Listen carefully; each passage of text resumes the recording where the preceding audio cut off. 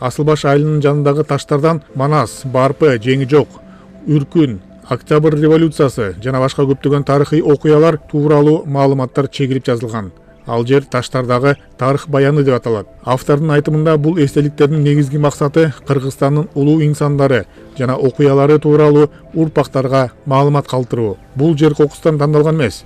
Кыргыз элинин падышалык бийлигине каршы элдик боштондук кыймылга тээ 1916 жылы ушул жерден башталган. Демек тарыхтан жанагы илгертиги биздин Кыргыздын тарыхы ташта жазылган эле ушу биздин айылга да бир таш баян кылып койсок, тарыхтан таш баян деп. Анан ошондо могу жерге бир 19-20дай аска таш коюлган.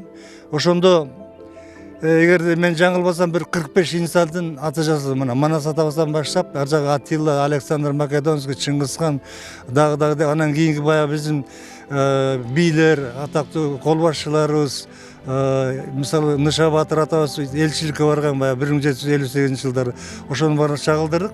Андан кийин жалаң эле өткөн чак эмес, мына Октябрь революциясы, андан алдында Үркүн боюнча депчи. Комплекс турган жер айыл тургуну Марис Алимбековдун менчигинде болгон.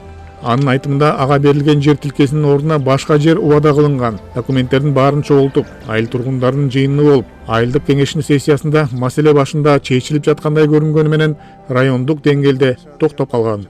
Бул жер менин менчигим болчу. Анан баягы 16-жылы Үркүн 100 жылдыгына карата ошондой баягы биздин аксакалдар, туугандар ошондой тарыхтан таш баян деген комплексти куралы деп сунуш киришкен. Анан мага аксакалдар кайрылышкан.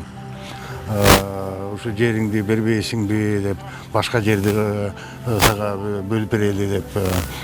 Вот. Мына эми ошондон бери жер маселе чечилбей атат. Ана мага келген оюн айтты, мага ошондой эле жер бергилеме. Эл суранып атканда мен элден кантип кетмегилем деп Шабай жергесинен ошол канча жер болсо ошого ылайыктуу эле жер бергиле деп. Шабай деген биздин алыскы жерде жайлоо эмебиз бар да, жерибиз Төш булак жакта. Анан макулдап ал жерден жер караштырып, сессияга салып, сессияда ошол убакта айыл өкмөтүндө депутаттардын чечими дагы чыккан. Ошого ылайыктуу жер берилсин деген.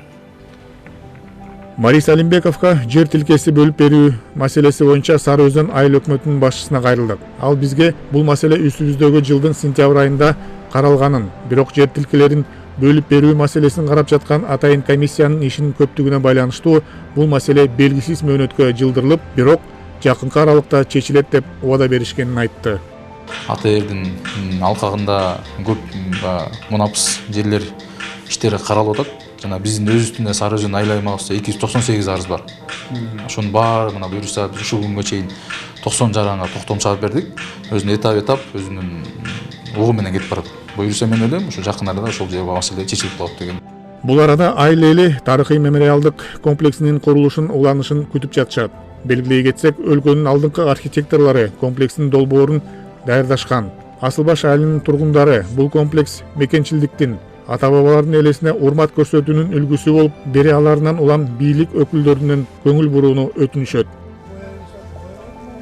Эрмек Күрөнкеев, Элдар Анарбеков, Элтер Чүй облусу.